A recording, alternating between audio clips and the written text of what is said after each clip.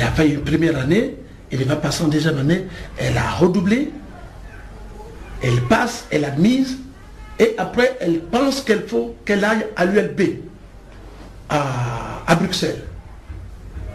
Bon. Elle passe donc une année là-bas, elle passe en deuxième année, et puis l'année suivante, elle passe en troisième année, et pendant ce temps, il y avait une relation Michel Gwelondele et Edgar Nguesso.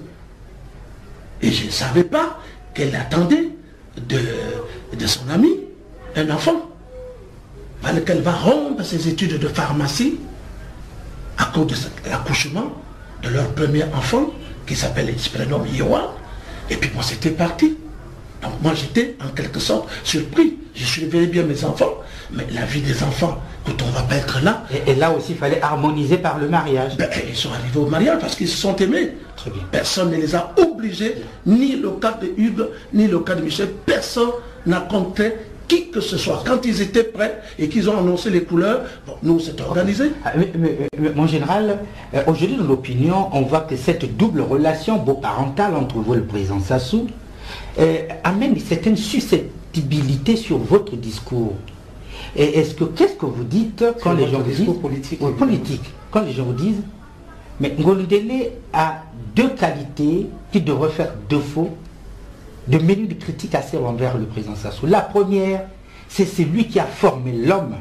Si le président Sassou peut porter aujourd'hui un héritage négatif sur le plan de la gestion du pays, et si dans cette négation, il y a une responsabilité sécuritaire, Ngolodele est l'architecte de cette responsabilité sécuritaire.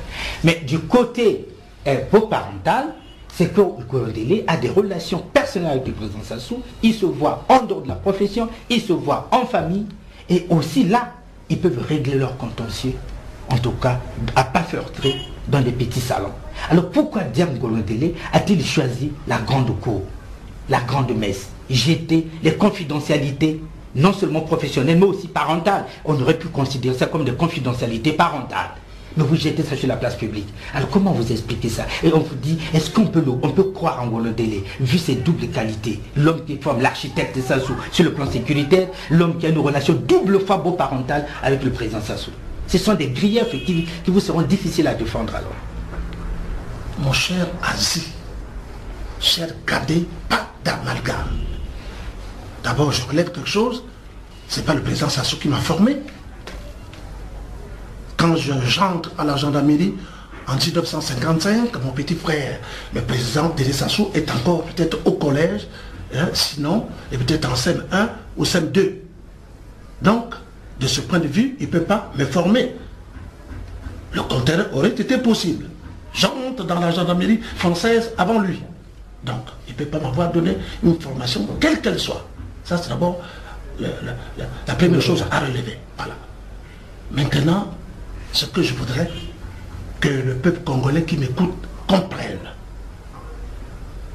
Je l'ai dit dans la plupart de mes écrits, lorsque le pays est en péril, il n'y a plus de confusion possible.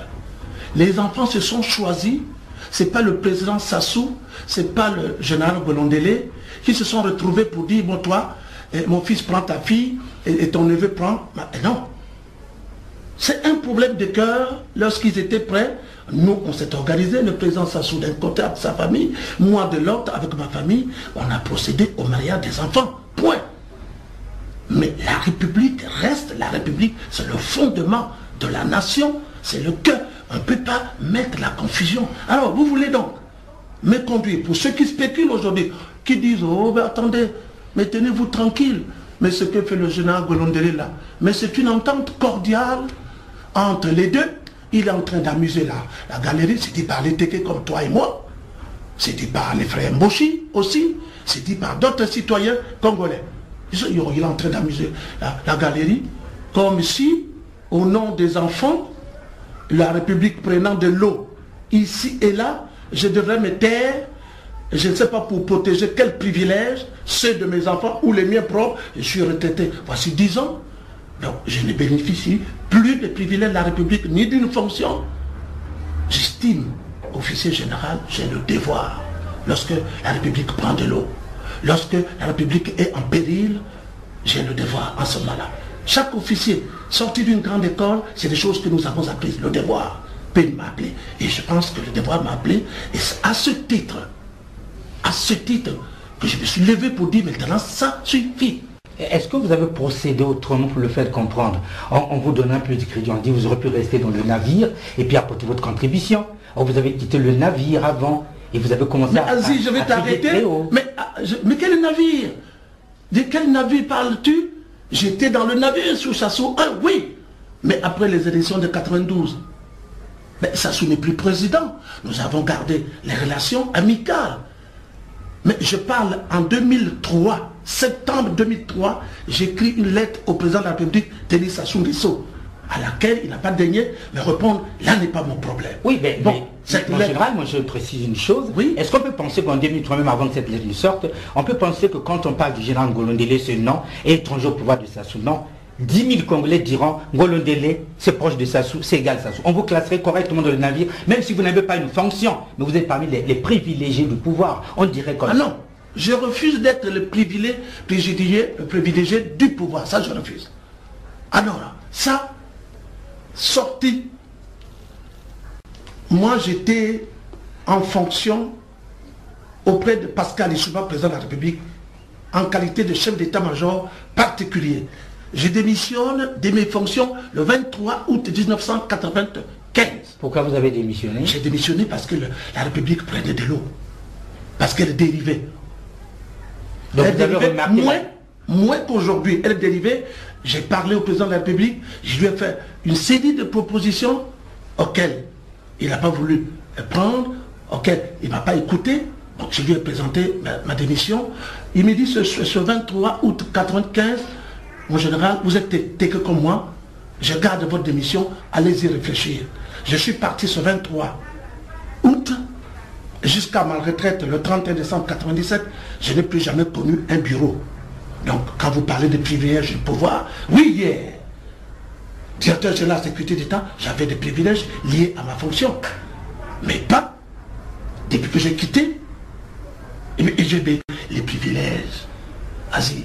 Les privilèges, je parle là, que le peuple congolais qui m'entend m'écoute, ceux qui aujourd'hui, au nom de ces privilèges,